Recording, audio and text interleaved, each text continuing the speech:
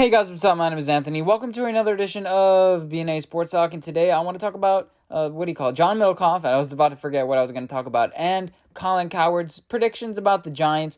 Now, Colin Cowherd came out and said that the Giants were going to be 6-10. I have them at 5-11, give or take a game. We have a tough schedule this year. I'm going to come out with a video where I break down the Giants schedule completely and, tell the story of the 2020 Giants. But I'm going to play this clip by Colin Cowherd, basically describing where he thinks the Giants will be in 2020. I think the Giants, there are some things about the Giants I like. Daniel Jones better than I thought. Saquon Barkley, they've upgraded the O-line. I think New York's going to be but I got a new coach. But they're another team. If the Giants had a preseason and you gave me a look at them, I'd like them a lot more. His opinion basically is Joe Judge, it's going to be rough, new offense with the Giants, new defense, a tough schedule, first 4 weeks. Now, the Giants, they're taking the long-term approach. We're not trying to microwave anything here. We're trying to build a culture. I don't think Jason Garrett's a long-term future for offensive coordinator. I think he's going to get a head coaching job. And that's good because, you know what? A lot of people, what they say about Jason Garrett is he's not the best play caller. Obviously, he hasn't called plays in 10 years. Has he lost something? But a lot of people were blaming the Dallas Cowboys wins not on like mental errors, but actual physical play calls that, by the way, the guys on staff, whoever was calling plays, I'm not too sure who exactly was calling plays, they were reliant on Jason Garrett to teach them. So Jason Garrett obviously has his drawbacks. I think he's going to be good with Jan Jones' development. Hopefully he's here for like 2 years. And then we have a long-term guy like, how Tom Brady had a Josh McDaniels for his entire career. Like how Eli Manning had, Kevin Gobride throughout his entire career. And then later we had a Ben McAdoo. And, that's all that she wrote. But you have to have a common offensive theme. I think having Jason Garrett in this offense for a couple years is going to be good. But Colin Cowherd, 6-10, I'm fine with that. He didn't say 3-13. He didn't say 1-15. You'll have predictions out there saying 2-15. But I generally agree with Colin Cowherd, give or take a few wins. And, we don't know how the story of the season is going to go. In fact, I'm going to make my full schedule prediction, basically my thoughts on how the story of the Giants this year is going to work. So that should be interesting there. But I also want to mention John Middlecoff. Now, he's an affiliate with Colin Cowherd. He's on his feed. I listen to him. He comes out podcast Tuesdays and Fridays. It's kind of interesting because he has the perspective of a scout. Obviously, he's a guy like you and me. He doesn't have like amazing knowledge, intricate details about certain things, but he's knowledgeable. In the first one, my jaw just went like, I wouldn't say hit the floor. I guess my reaction was like, this is a clown show. That when you screw up as a player or a coach, you have to run. Like, what are we doing? Bro, this ain't Little League. This is the big leagues, Joe. You can't make, and listen, Freddie Kitchen's going to be running a lot of laps. Anytime in the history of the world, you kind of got to earn our respect. If, I'm working for you. And you could argue that's just human nature. You are naturally going to have to gain the respect of the people you're coaching. Riley. But Joe Judge, you're going to make Jason Garrett run a lap? Here's what I know. I don't think you know more than Jason Garrett. And I'm not saying Jason Garrett's great. Like, he deserved to get fired. But give me a break. He doesn't like Joe Judge's coaching style. And he doesn't like how Dave Gettleman drafted Saquon Barkley, which is hopefully the clip you just listened to. And then he goes on and says this. Whether it be up until this last draft, there haven't been very good offensive line drafts in the league. For this as a fan, it's easy to get intoxicated by skill guys. Whether it be wide receivers, whether it be corners, whether it just be people on the outside. Just now building the team up the middle. Your offensive line, your defensive line, your quarterback. I'm actually a big believer that linebacker, a 3-down linebacker, has never been more important because so many teams run zone schemes. You got to play sideline to sideline. And then you have to cover now. Think how many running backs in the league are great pass catchers. General managers refuse to invest high picks and or free agent cash on their offensive lines and pass rush. Do they not value the lines or as much as other GMs?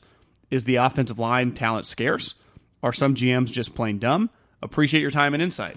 Well, if we've learned anything, and I'm 35 years old, in watching sports, and I would imagine most people that are listening to this, just because you're a GM in pro sports, especially football, does not mean you know what you're doing. Just think like Gettleman a couple years ago. I love Saquon Barkley. You can't take Saquon Barkley number 2 overall. It doesn't make any sense. Again, love Saquon Barkley. Can't take him number 2 overall. So this makes completely no sense. So he's saying prioritize the offensive line and defensive line, which is what the Giants have done. We didn't draft a wide receiver. We've gone after cornerbacks, but we've seen with the NFL, with the Patriots, they had a great defense because their secondary is better. All of a sudden, the Patriots, the Steelers have a good defense because their secondary overperforms. The Tampa Bay Buccaneers, their secondary overperformed. That's why they were good. And now you have teams like the 49ers whose defensive line is good. So there's a, give or take here and there. But he says that he doesn't like how the Giants drafted a Saquon Barkley when we're rebuilding. I guess that's fair. But now we prioritize our offensive line and defensive line. And by the way, the teams that he likes are the Seahawks. Have they prioritized, an offensive line and defensive line? In fact, the reason why they're successful, think about it, run game, offensive line, you need a solid run game. Defensive line, with the Seattle scheme, you need a good defensive line to in order for them to execute. Now, do I know exactly why in the schematic details? No.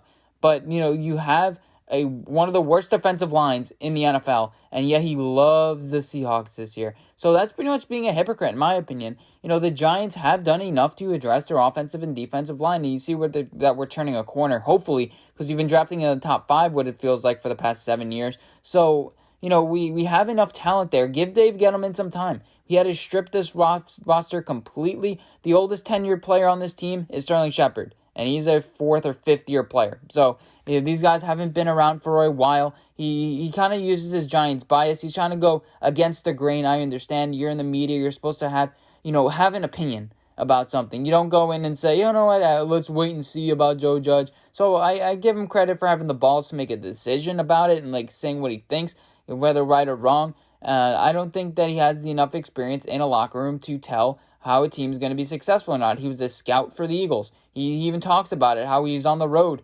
for 20 hours a day driving and going to facilities and eating beef jerky in the car, which is what he said that he does.